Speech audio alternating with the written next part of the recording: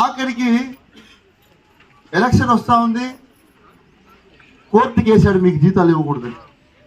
మీకు అంతా తెలుసా? ఇది ఈ 3 నెలలు ఏదైతే ఉందో కోర్టుకి వేసి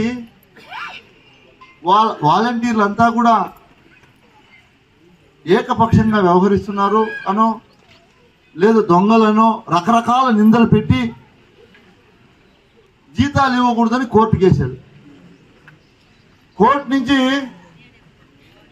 ప్రభుత్వ నిధులు వాలంటీర్లకు ఇవ్వకూడదు అని వస్తే మన గౌరవ ముఖ్యమంత్రి గారు ఏం చెప్పారు తెలుసా? మీకు తెలీదా?